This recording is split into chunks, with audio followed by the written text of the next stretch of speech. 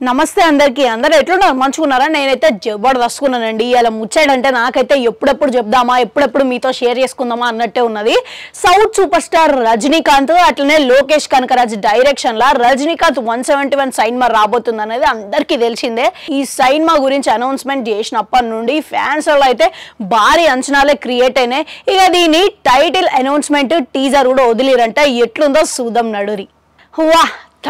తలైవాడా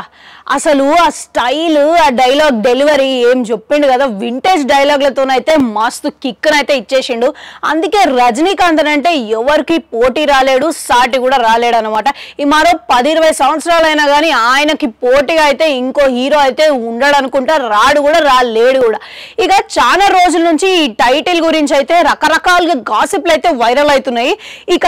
ఖైదీ లాంటి టైటిల్ తోనే మంచి బస్ ని క్రియేట్ చేసిన లోకేష్ కనకరాజు ఇప్పుడు కూలీతోని వచ్చేస్తున్నాడు మన ముందుకి అసలు టైటిల్ రివీల్ చేసే విధానం అయితే ఆ స్టైల్ చూస్తుంటే మస్తు అనిపించింది ఇక మునుపెన్నడు కనిపించని రీతిలా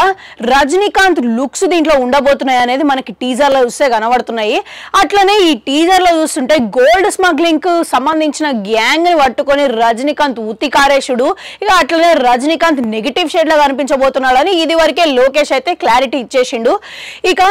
ఎట్లాంటి డ్రగ్స్ ఆనవాళ్ళు కూడా దీంట్లో ఉండవని తెలుస్తున్నది ఇక ఎక్కువ గోల్డ్ కు సంబంధించిన స్మగ్లింగ్ గురించే దీంట్లో ఉండబోతున్నదని ఇక దీని గురించే కథ రాసుకున్నారని చెప్పేసి సమాచారాలు అయితే వినబడుతున్నాయి మొత్తం మీద అనిరుద్ మ్యూజిక్ కూడా ఇక ఈసారి గట్టిగానే క్లిక్ అయ్యేటట్టున్నది ఇక బాక్స్ ఆఫీస్ లో రికార్డులు సృష్టించబోతున్నది అనేది అందరికి అర్థమవుతున్నది కలెక్షన్లు కూడా గట్టిగానే వస్తాయని అనిపిస్తున్నది మొత్తం మీద ఇక